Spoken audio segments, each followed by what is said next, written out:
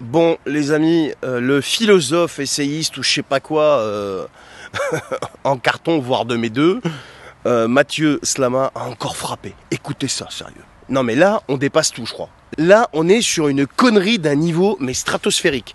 Écoutez ça, on en reparle après. Quel mérite un Français a-t-il d'être né en France, de parents français? Quel mérite a-t-on?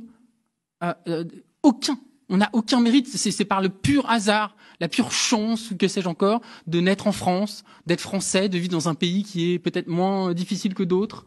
On n'a aucun mérite à ça. Et je dirais même que un étranger qui vient en France pour essayer d'avoir une vie meilleure, qui se bat pour essayer de construire une vie pour lui-même qui soit digne, a plus de mérite que, en tout cas que moi. Moi, je trouve qu'il a plus de mérite que moi d'être français.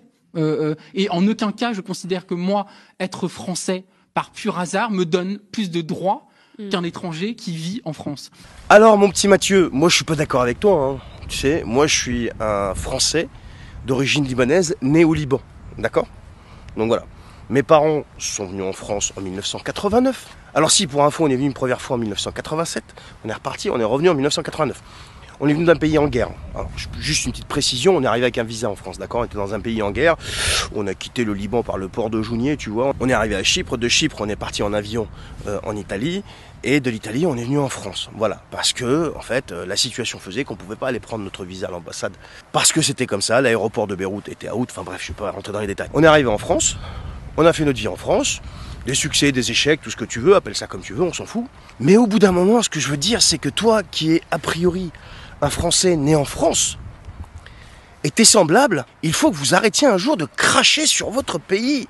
Mais bordel, mais comment on peut être normalement constitué dans sa tête et cracher autant sur son pays sous couvert de philosophie et d'autres conneries de ce genre? Mais arrêtez de baver, arrêtez de dégueuler sur votre pays. Qu'est-ce que c'est que ces histoires de mérite? Qu'est-ce que tu viens nous casser les bonbons avec des histoires de mérite? Mérite de quoi? Bien sûr que les gens qui ont fondé ce pays ont du mérite. Et arrêtez de me raconter des conneries que oui, le pays a été fondé juste après la Révolution française. Non, sur des millénaires ça s'est fait. Ceux qui ont construit les cathédrales en France, ils étaient quoi? Ils n'avaient pas de mérite, ces mecs-là? Ceux qui ont reconstruit Paris, etc., et puis je ne vais pas rentrer dans tous les détails, ils n'avaient pas de mérite, ces mecs-là? Mais qu'est-ce que vous racontez comme conneries, sérieux? Comment est-ce qu'on peut continuer de donner la parole à des blaireaux pareils sous couvert de philosophie essayiste? Mais fermez-la, bordel, fermez-la, arrêtez de baver sur ce pays.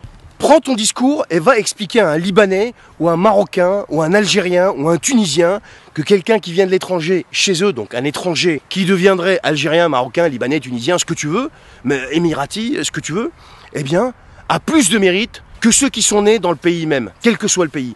Mais t'imagines ce que tu prendrais dans la gueule? Mais t'imagines ce que tu prendrais dans la gueule? Mais vous êtes vraiment des tarés, les mecs.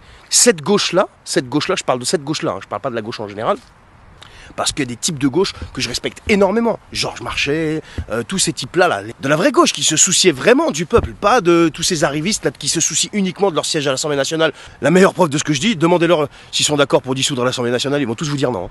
Donc voilà. Donc cette gauche-là, la gauche Mathieu Slama, mais ça devient une maladie mentale. Ça devient une maladie mentale. Je suis désolé, pour qu'il y ait une tendance permanente à cracher sur le pays, à baver, à dégueuler sur le pays, dès qu'on parle de drapeau, dès qu'on parle de quoi que ce soit d'autre, qui est en relation avec un certain patriotisme, tout de suite ça dégueule, tout de suite ça dégueule. Et là, on atteint le summum de la connerie, on parle du mérite. Mais qu'est-ce que tu connais au mérite, toi? Tu connais quoi au mérite? T'as fait quoi dans ta vie, en fait?